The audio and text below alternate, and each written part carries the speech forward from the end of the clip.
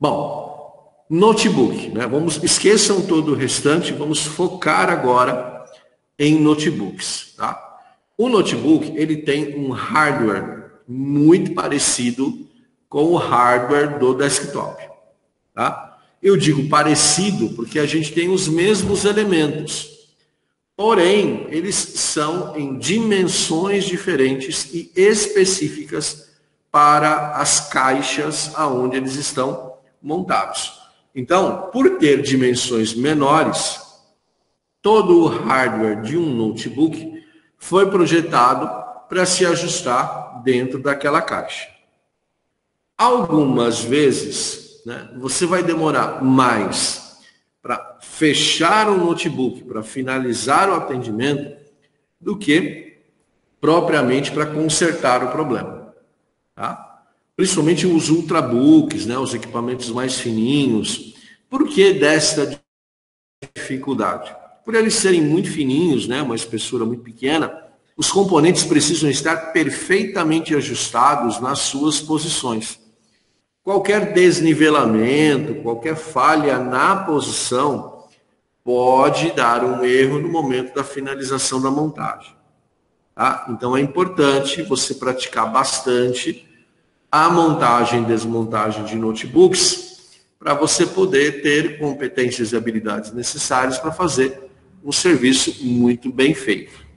Tá? No começo, quando eu comecei a fazer esse tipo de atendimento no campo, era muito mais difícil, né? Porque eu tinha que ter uma associação à minha própria memória para saber exatamente a posição dos parafusos e tudo mais, dos fiozinhos, né, das fitas e tudo mais. Então era difícil, às vezes você esquecia por onde passava um cabinho, por onde passava um fiozinho, e aí perdia-se tempo demais para se fazer a montagem. Hoje, com o recurso do celular e o acesso à internet, essas ações se tornaram mais corriqueiras, né? Então você pode fotografar o equipamento, filmar a desmontagem, assistir depois para fazer uma montagem, tá bom? Placa-mãe, né? A gente viu que as placas-mãe de desktops possuem um formato retangular ou quadrado, né? E que elas se encaixam dentro de uma caixa chamada gabinete. Os notebooks têm uma realidade diferente. A grande maioria das vezes, você vai achar placas desse jeito aqui, olha, muito recortadas. E por que isso? Como eles devem ocupar pouco espaço, né, outros componentes vão se acomodar aqui, ó, para poder o conjunto de tudo ficar dentro daquela caixa. Então, placa-mãe de notebook é um componente extremamente específico. Então, quando você tem lá um equipamento de uma marca X e você descobriu que você precisa trocar a placa-mãe, você não vai ter outra opção a não ser comprar aquela placa daquele fabricante X também. Não há como adaptar, justamente por conta desses recortes. Cada computador, cada fabricante de notebook tem um recorte diferente, cada fabricante tem um encaixe de peças diferentes, encaixe que eu digo posicionamento, né? Porque os barramentos eles são padrão, tá? O SATA, tudo padrãozinho.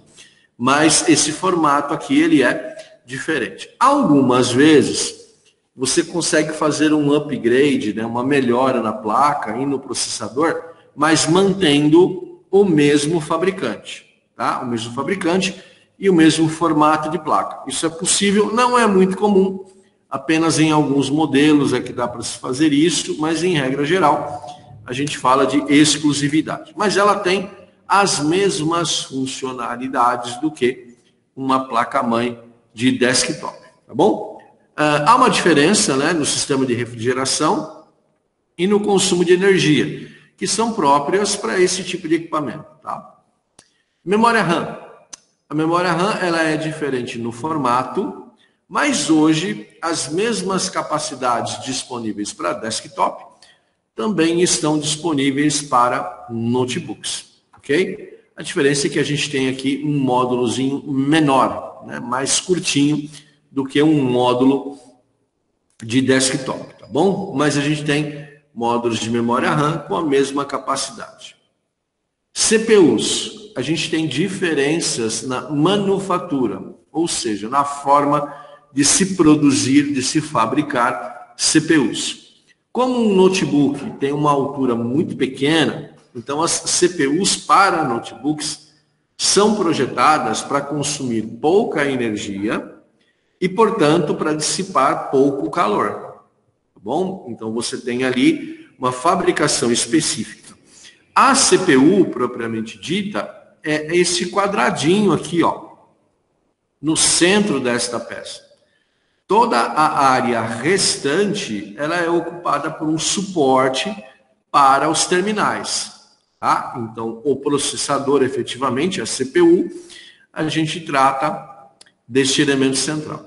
Pessoal, é o seguinte, olha, embora eles sejam finos, né, aqueçam pouco e consumam pouca energia, a performance deles é muito boa. Tá? Além da performance ser muito boa, a gente também está falando de uma durabilidade bem elevada. Né? São componentes de fabricação precisa e que têm excelente desempenho. O sistema de refrigeração destas CPUs é bem diferente do sistema de refrigeração dos desktops. Tá? Então a gente tem aqui placas, né, de dissipação de calor, que a gente mostra nos próximos encontros para vocês, diferentes, em formatos diferentes dos desktops. O HD é padrão, tanto para desktop quanto para notebook, tá? E aí eu estou falando das unidades SATA, tá bom? De altura pequena. Então, esses dispositivos servem tanto no desktop quanto no notebook. Eles não sofrem alterações. Okay? Por conta da redução de espaço e do avanço das tecnologias, a gente passa a ter também HDs de estado sólido, né? Os SSDs e derivados. Esses equipamentos, eles são muito mais rápidos do que o HD SATA comum, né? E tem aí uma aparência e um tamanho muito parecidos com os módulos de memória RAM. Tá? Hoje, quando você vai comprar um computador pela internet, que você vai escolher ele num catálogo, né, numa loja virtual, você já tem a opção de escolher se você quer um HD mecânico, né, um HD SATA, ou se você vai querer uma unidade de estado lógico. Né? A unidade de estado lógico é um pouquinho mais cara. Tá bom? Geralmente se situa aí quase no dobro de um HD SATA. Mas a tendência é que esse preço reduza, né? E que em breve os notebooks possam vir equipados apenas com esse tipo de dispositivo aqui. Notebook, por ter um teclado incorporado, você vai conseguir encontrar várias teclas de atalho e várias funções bem específicas para esse tipo de equipamento.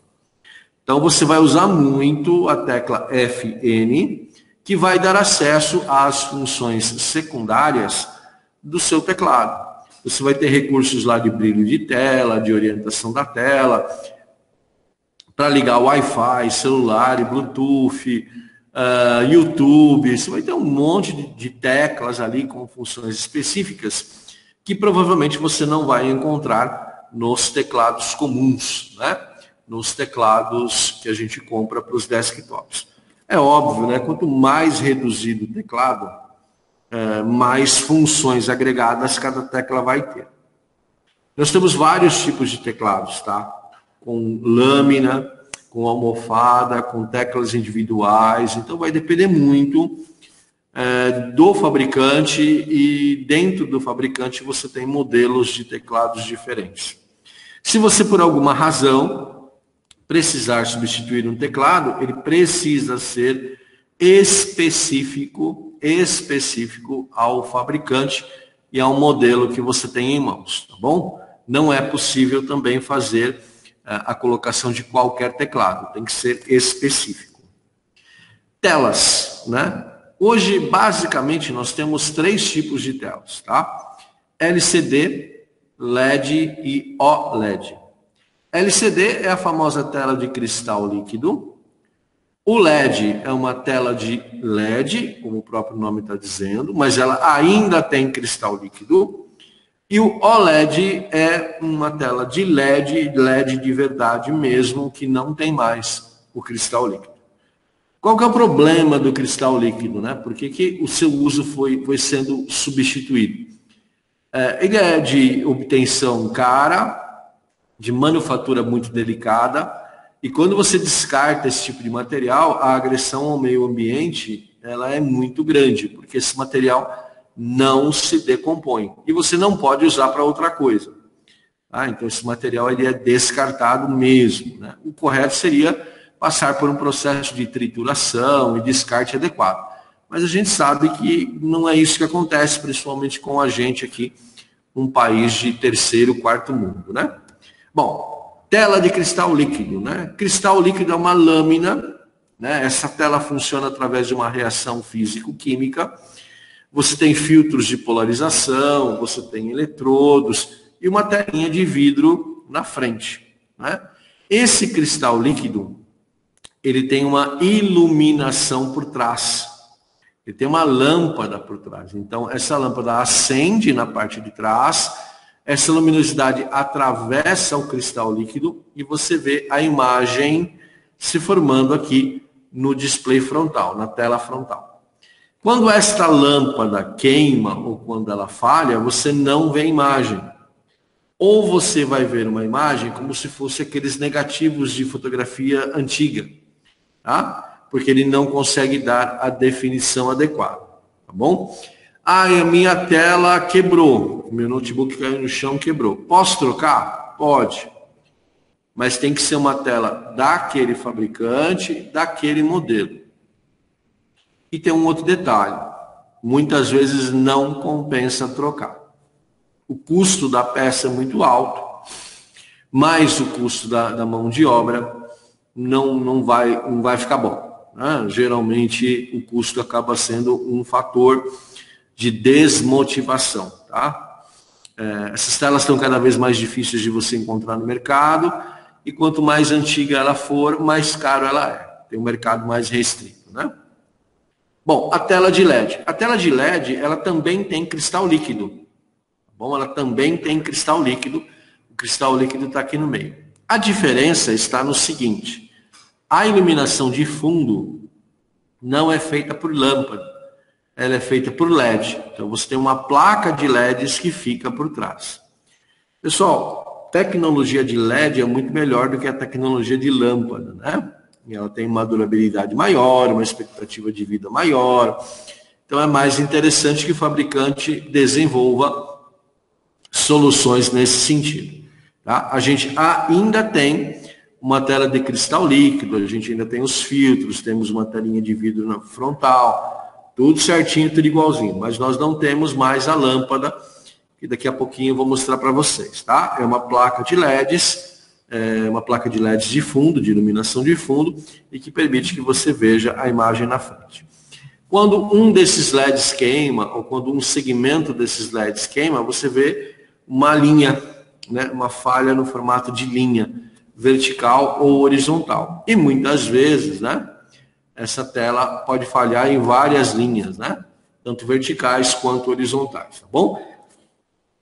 Mas a tecnologia de LED, né, a tecnologia de LED tem vantagens em relação à tecnologia de LCD pura e é uma tecnologia de substituição. Uma outra tecnologia que aí sim não tem mais cristal líquido, né, é aquela tela que a gente está falando de tela de LED orgânico ou OLED. São LEDs mesmo, né, que são montados numa placa. Você tem um sanduíche de placas com várias composições químicas e físicas, e aí você tem uma imagem como resultado desta montagem. É uma tendência de mercado que ela substitua os outros modelos de telas, tá bom? Mas hoje ainda o custo dela é um pouquinho alto, né? Como todos aqueles produtos que são recém-lançados, o custo de produção ainda é alto e a demanda é um pouquinho baixa, então essa relação fica desequilibrada. Então o custo desse equipamento sobe um pouco. Mas ela impacta menos o ambiente, né? Os LEDs são orgânicos, são componentes eletrônicos, podem ser descartados de forma específica, né? E não tem aí o uso do cristal líquido. Mas tem uma telinha de vidro frontal, né? Que trinca, quebra quando você bate no chão, tá? Substituir tela de OLED é muito mais difícil do que as outras, né?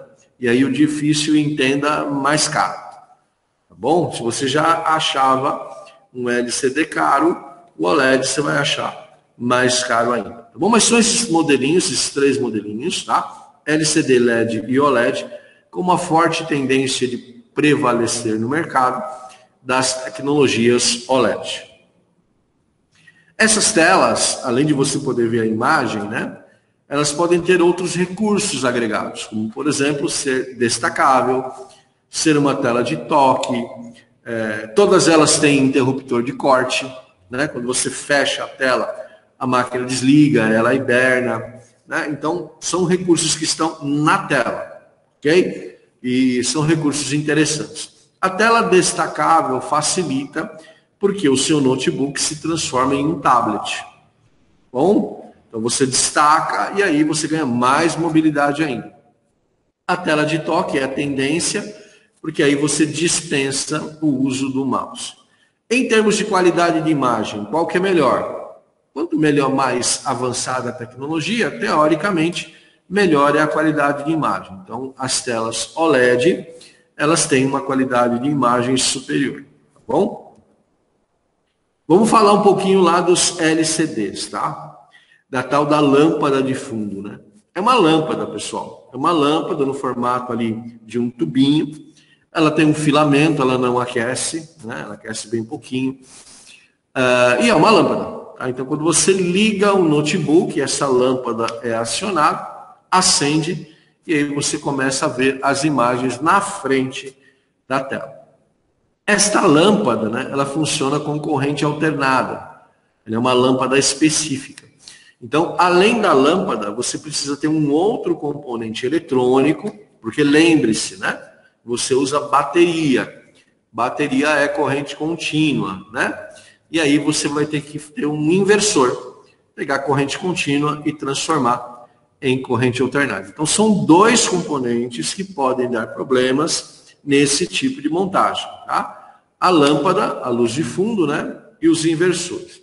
A lâmpada, para vocês terem uma ideia, é esta aqui, ó. É um filamento, né? Um tubinho, tá? Para você ter acesso a ela, tem que desmontar a tela toda.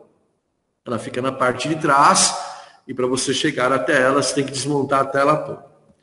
O inversor é uma plaquinha que fica próximo à lâmpada. Então, tanto para trocar um quanto para trocar o outro, você vai ter que desmontar a tela inteira.